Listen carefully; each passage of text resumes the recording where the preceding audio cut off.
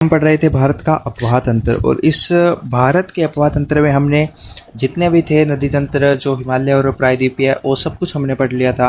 मतलब इस वीडियो में हम ये कुछ इंपॉर्टेंट क्वेश्चंस हैं उनको करने वाले हैं, यानी कि जिसको ये हो कि भाई मुझे इतना बड़ा पार्ट है कैसे पढ़ूँ, तो कुछ इंपॉर्टेंट क्वेश्चन है उन्हीं को पढ़ के शायद काम चलाया जा सकता है। तो ये पहला क्वेश्चन है। इस तरह से मैंने लगभग 38 के आसपास क्वेश्चन बनाए हैं, वो आप देख लेना। तो ये पहला क्वेश्चन है कि अमरकंटक का पठार किस प्रकार का अपवाह प्रतिरूप है। किस प्रकार का अपवाह प्रतिरूप है, तो अरीय प्रतिरूप है।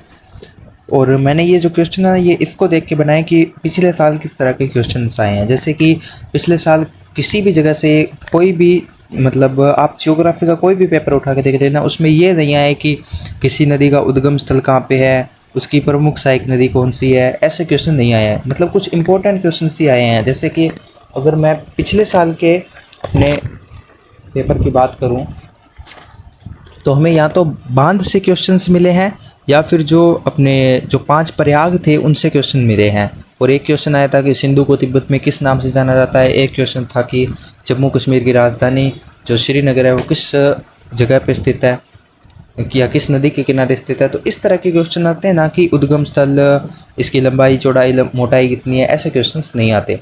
तो पहला जो क्वेश्चन है वो है अमरकंटक का पठार किस प्रकार का अपवाह प्रतिरूप है, तो अरीय प्रतिरूप है। अरीय प्रतिरूप का मतलब क्या हुआ, अब ये प्रतिरूप वाला मैंने आपको नहीं कराया था तो मैं अभी आपको बता देता हूँ। देखो, कोई भी मान लो एक नदी है, ये मुख्य नदी है, ये मुख्य नदी है और इसकी कुछ सारी सहायक नदियाँ, ये है इसकी सहायक नदियाँ। इसे हम कहते हैं कि वृक्षाकार प्रतिरूप, इसे हम कहते हैं वृक्षाकार प्रतिरूप। वृक्षाकार प्रतिरूप, जैसे कि गंगा की प्रमुख नदियां हैं वो वृक्षाकार प्रतिरूप का उदाहरण है। अब आपको ये एक वृक्ष की तरह नहीं दिख रहा कि इसकी अलग अलग शाखाएं हैं, टहनियाँ हैं, ये इसकी सहायक नदियाँ और ये मेन नदी है, तो इसे हम कहेंगे वृक्षाकार प्रतिरूप। उसी तरह एक और प्रतिरूप है जिसे हम कहते हैं अरीय प्रतिरूप। अरीय प्रतिरूप का मतलब क्या हुआ, अरीय प्रतिरूप का मतलब हुआ कि मान लीजिए ये कोई जगह है और बहुत सारी नदियां हैं वो ऐसे इससे बाहर निकल रही है, तो इसे हम कहेंगे अरीय प्रतिरूप। जैसे वो नहीं होता कि जैसे वो होता है ना, जैसे एक वृत्त होता है उसकी फिर वो एक रेडियल त्रिज्या होती है, उससे ऐसे ऐसे बाहर निकलती है, मतलब उसी तरह का कुछ बताया गया। कुल मिला के जो अमरकंटक का पठार है वो अरीय प्रतिरूप है, क्योंकि अमरकंटक के पठार से एक तो आपने देखा था कि नर्मदा नदी निकल रही है, अमरकंटक के पठार से एक तो नर्मदा नदी निकल रही है और एक हमने देखा था सोन नदी निकल रही है। इसके अलावा भी कुछ सारी नदियाँ निकलती है जो हमारे चैप्टर में नहीं दी गई। तो अमरकंटक का पठार से बहुत सारी नदियाँ निकलती है, तो इसे हम कहेंगे अरीय प्रतिरूप। अब एक है अभिकेंद्रीय प्रतिरूप का उदाहरण कौन सा है, क्वेश्चन नंबर 2। अभिकेंद्रीय प्रतिरूप का उदाहरण कौन सा है, तो मणिपुर की लोकटक झील। अरीय में तो क्या हो रहा है, अरीय में तो यहाँ से नदियाँ बाहर जा रही है, यहाँ से नदियाँ बाहर जा रही है, और जो लोकटक झील है मणिपुर की, उससे क्या हो रहा है, नदियाँ बस इसके अंदर आ रही है। इसे उधर तो बाहर जाना और इधर अंदर आना। तो जो अरीय प्रतिरूप है इसका उदाहरण कौन सा है, अमरकंटक का पठार। और जो अभिकेंद्रीय प्रतिरूप है इसे कहेंगे अभिकेंद्रीय प्रतिरूप। अभिकेंद्रीय प्रतिरूप इसका कौन उदाहरण है, तो मणिपुर की लोकटक झील।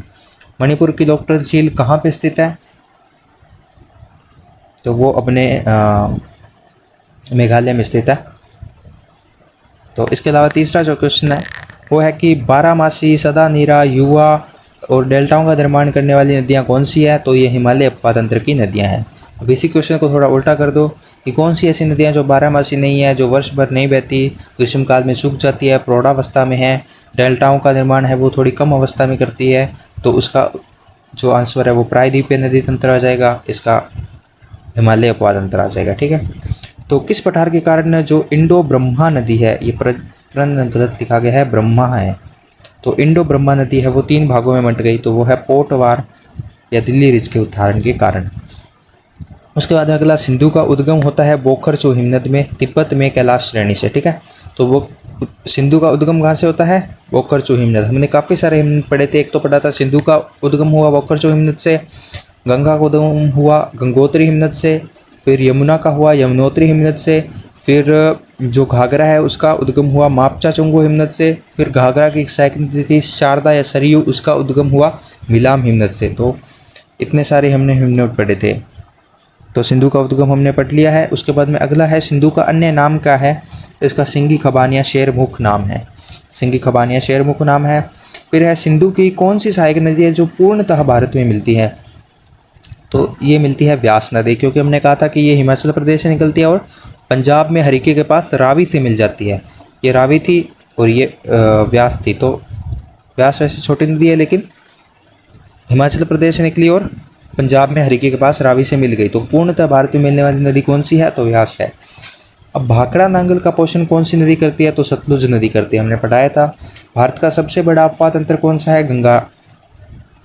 गंगा नदी तंत्र। और प्रायद्वीपीय भारत का सबसे बड़ा नदी तंत्र कौन सा है, गोदावरी। तो उसे दक्षिण गंगा के नाम से भी जाना जाएगा। प्रारंभ में गंगा किस नाम से बहती है, वो बहती है भागीरथी के नाम से। हमने देखा था कि इसे भागीरथी कहेंगे, फिर भागीरथी और अलकनंदा मिल जाएगी अपने देवप्रयाग में, वहाँ से उसको गंगा कहेंगे। फिर उसकी एक शाखा हुगली नदी के रूप में पश्चिम बंगाल की तरफ जाएगी और एक शाखा पद्मा के रूप में है वो बांग्लादेश की तरफ जाएगी। अगला क्वेश्चन, भागीरथी और अलकनंदा का मिलन कहाँ होता है, प्रयागराज में। गंगा की सबसे लंबी व सबसे पश्चिमी सहायक नदी कौन सी है, तो वो यमुना है। गंगा की सबसे लंबी व सबसे पश्चिमी सहायक नदी कौन सी है, देखी थी यमुना है। फिर यमुना का एक और सहायक नदी थी बड़ी, उसका नाम था चंबल। बहुत सारी है, चंबल, सिंध, बेतवा, केन। फिर ये जो सोन नदी है ये भी गंगा की एक और सहायक नदी है।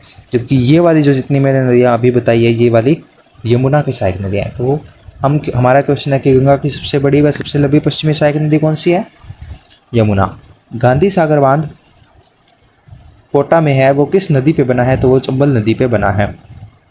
हमने चंबल नदी को पढ़ा था कि चंबल नदी कोटा में गांधी सागर बांध बनाती है। और इसके अलावा ये अपने रेविन या फिर महाखड्ड या खड्ड के लिए प्रसिद्ध है, जहाँ पे वो डाकू वगैरह के रहने के लिए बढ़िया जगह मिल जाती है। उसके अलावा काली या चायक नदी किस नदी को कहा जाता है, शारदा या सरयू को। काली या चायक नदी किस नदी को कहा जाता है, शारदा या सरयू को। और ये जो शारदा या सरयू नदी है ये मिलाम हिमनद से निकल रही थी, हमने देखा था मिलाम हिमनद से निकल रही थी। काली या चायक किसको कहते हैं। उसके अलावा ये घाघरा की प्रमुख सहायक नदी है, ना कि गंगा की, ये घाघरा की प्रमुख सहायक नदी है। उसके अलावा ब्रह्मपुत्र का चेमा युंगडुंग कौन सी जगह है, जहाँ से चेमा युंगडुंग भी एक हिमनद है, ये भी एक हिमनद है जहाँ से ना जो ब्रह्मपुत्र है ये निकल रही थी। इसका नाम यहाँ पे सांगपो है और इसकी यहाँ पे प्रमुख सहायक नदी रांगो सांगपो है। फिर ये हिमालय के गिरिपद में इसका नाम शिशंग या दिशंग है। फिर गहरे महाखंड का निर्माण नामचा बरवा में कर रही है। तो अभी हमने काफ़ी सारे महाखंड देख लिए हैं, एक तो महाखंड कौन निर्माण कर रही है, तो एक तो महाखंड अपने निर्माण कर रही है सिंधु नदी पाकिस्तान में प्रवेश से पहले एक सिंधु गोर्ज या सिंधु महाखंड बनाती है, उसके बाद में पाकिस्तान में प्रवेश करती है। फिर ब्रह्मपुत्र है वो भी एक महाखंड का निर्माण करती है नामचा बरवा के पास। और उसके अलावा हमने जो चंबल नदी पढ़ी है ये महाखंड नहीं लेकिन मतलब छोटा खंड बनाती है, उतना बड़ा नहीं लेकिन छोटा बनाती है। तो चंबल अपने रेविनिया खंड के लिए प्रसिद्ध है। उसके अलावा तिस्ता से मिलन के बाद ब्रह्मपुत्र का नाम क्या हो जाता है, जमुना। उसके अलावा भ्रंश घाटियों बहने वाली नदियाँ जो हमने बहुत अच्छे से देखा था ये नर्मदा व तापी थी। उसके बाद अरब सागर व बंगाल की खाड़ी के बीच जल विभाजक का काम कौन करता है, तो वो अपने कर रहा था पश्चिमी घाट। तो वो अपने पश्चिमी घाट है वो कर रहा था। तो पश्चिमी घाट है वो बंगाल की खाड़ी और अरब सागर के बीच जल विभाजक का काम कर रहा था। ठीक है, यहाँ से बंगाल की खाड़ी में जाता है, यहाँ से अरब सागर में जाता है। ठीक है, उसके अलावा सरदार सरोवर परियोजना किस नदी पर बनी है, नर्मदा नदी पे बनी है। उसके अलावा नर्मदा के निकट कौन सा जलप्रपात है, तो जबलपुर के निकट जलप्रपात बनाती है नर्मदा नदी। उसके अलावा शरावती नदी कहाँ पे जलप्रपात बनाती है, गरसोपा या जोग जलप्रपात। केरल की सबसे बड़ी नदी भरतपुजा और केरल की दूसरी सबसे बड़ी नदी पेरियार और भरतपुजा ये दो प्रमुख नदियाँ हैं। उसके अलावा राजस्थान का सबसे बड़ा वह अल्पकालिक नदी तंत्र कौन सा है, तो लूनी है। लूनी पे कौन सा बांध बनाया गया है, पिचिया एक बांध बनाया गया है। गोवा की कौन सी प्रमुख नदियां हैं, तो वो है मांडवी और जुआरी। केरल की दूसरी सबसे बड़ी नदी पेरियार है। हीराकुंड बांध किस नदी पे बनाया गया है? ये है महानदी पे। पिछली बार जो मैंने ये देखा था अपने चैप्टर में कौन से क्वेश्चन आए थे, तो लगभग बांध से थे और ये वाला क्वेश्चन नहीं आया था, तो इस बार ये हीराकुंड बांध वाला क्वेश्चन आ सकता है। उसके अलावा प्रायद्वीप का सबसे बड़ा नदी तंत्र गोदावरी। दक्षिण गंगा के नाम से कौन प्रसिद्ध है? गोदावरी। विजयवाड़ा शहर किस नदी पे बसा है? तो कृष्णा नदी पे बसा है। तो कुल मिला के आज हमारा ये चैप्टर हुआ ख़त्म। भाई जिसको ये लग रहा है कि ये जो 5-6 वीडियो है इतने पढ़े नहीं पढ़े जा सकते, कुल मिला के यही क्वेश्चन देख लेना और मेरे हिसाब से ये पर्याप्त होंगे। तो थैंक यू। अगले वीडियो में हम चौथा चैप्टर जलवायु नाम का करने वाले हैं।